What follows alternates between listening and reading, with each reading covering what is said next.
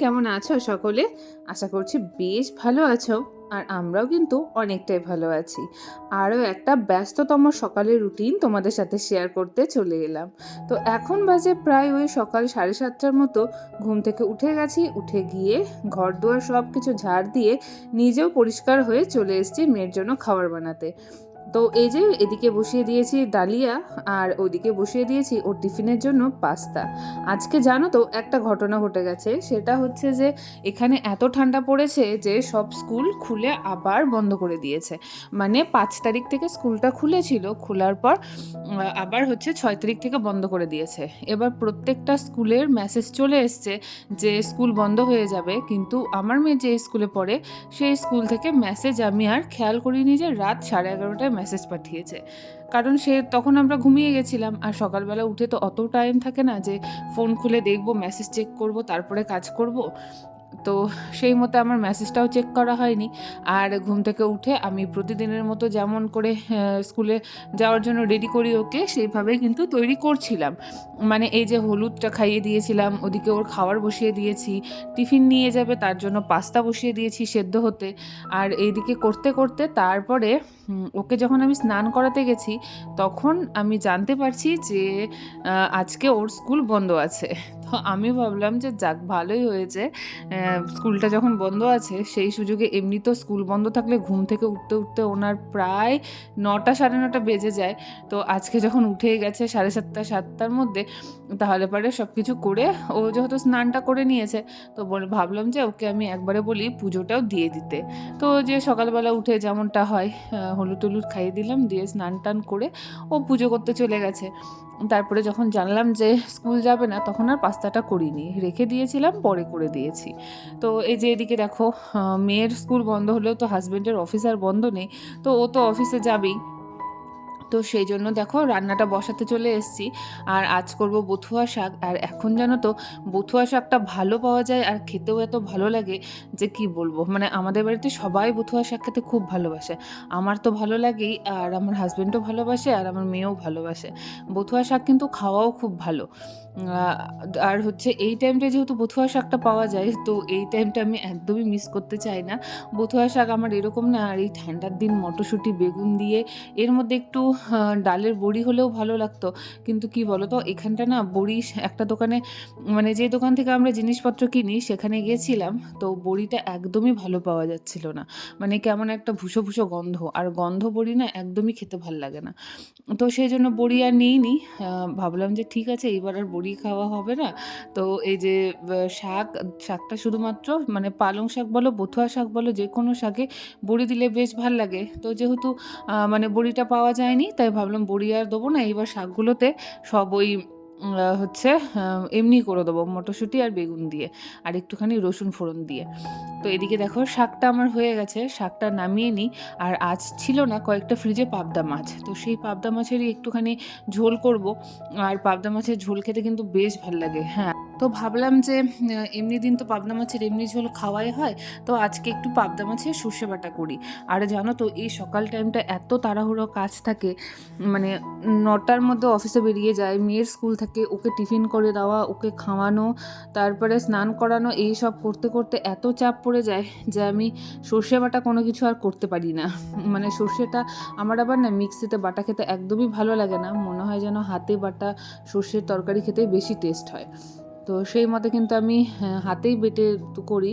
তো এদিকে দেখো, আর যেহেতু মিক্সিতে মানে সর্ষে বাটতে গেলে অনেকটা করে সর্ষে দিতে হয়, আর সেই সর্ষেটা আমাদের যেহেতু বেশি খাওয়া হয় না, পরে দিয়ে নষ্ট হয়। তো সেই জন্য ভাবলাম যে হাতে বেটেই করব। তো সেই জন্য দেখো এই যে মাছগুলোকে ভেজে নিচ্ছি, আর সুন্দর করে সব কিছু মানে করে নিয়েছি, মানে সর্ষে টর্ষে সব বেটে নিয়েছি। সেটা আর ভিডিও ক্লিপ করা হয়নি, যাই হোক, কারণ তাড়াহুড়োর সময় এই কাজ করতে ওই কাজ করছি, ওই কাজ করতে সেই কাজ করছি, এই করতে করতে আমার সময়টা কেটে যায়। তো আর হচ্ছে আমার সর্ষেটা বাটা মানে ভিডিওটা ক্লিপিং নেওয়া হয়নি। তো এই যে কটা মাছ ছিল সব কটা মাছই ভেজে নিচ্ছি, কারণ আর মাছ রাখবো না, কারণ আজকের পর না মানে যতই ফ্রিজে থাকুক না কেন মাছ বেশি দিন খেতে না ভালো লাগে না।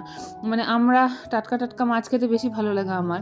তো সেই জন্য এদিকে দেখো মাছগুলোকে যে কটা ছিল সব কটাই ভেজে নিচ্ছি। আমাদের 3 জনের জন্য কিন্তু একটু বেশি মাছ ছিল, তো সেই জন্য কিন্তু সবগুলোই করে নিলাম, যে রাখলে পরে আবার কবে করব না করব, তো তার থেকে বরঞ্চ আজকে করে নিই, সেটাই ভালো হবে।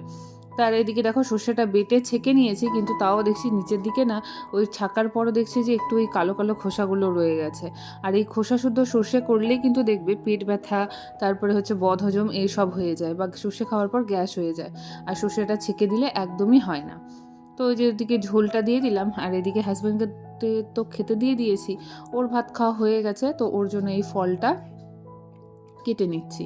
কারণ অফিসে যে ফলটা দিই, না হলে পারে না সারাদিনে ওর আর ফল খাওয়ার টাইম হয় না, কারণ এখন তো ভাত টাত খেয়ে চলে যায়, আর আস্তে আস্তে সেই রাত হয়ে যায়, ধরো 7:30 8টা বেজে যায় বাড়ি আসতে আসতে। তো সেই সময় কি আর ফল কেটে দেওয়া যায়? ওই জন্য আমি বলি যে অফিসে এই টাইমটা এই কাজের মধ্যে একটু ব্যস্ততার মধ্যে কেটে দিই, যাতে হচ্ছে ওর মানে অফিসের খাওয়াও হয়ে যায় আর ফলটাও চলে যায়। আর এমনিতেও জানো তো এই যে সকালবেলা 9টা 8:30 9টায় খেয়ে বেরোয়, তারপরে খেতে খেতে 2টো। আর এই দেখো এই বাটিটায় একটুখানি ভাত দিই, সেই ভাতটুকুই খায়, এতে আর কতই আর ভাত আটে বলো। তো সেই জন্য কিন্তু আমি হচ্ছে কি করি, ওই একটু ফল দিয়ে দিই, পরে দিয়ে ফলটা খায়, মানে 3:30 4টার দিকে একটু ফলটা খায়, তাহলে পরে না একটু খিদেটা কমে। আর তাছাড়া তো ওদের আছেই, দিনের মধ্যে মনে হয় 3 4বার চা খায় ওরা, তো ওতেও খিদেটা কিছুটা নষ্ট হয়ে যায়।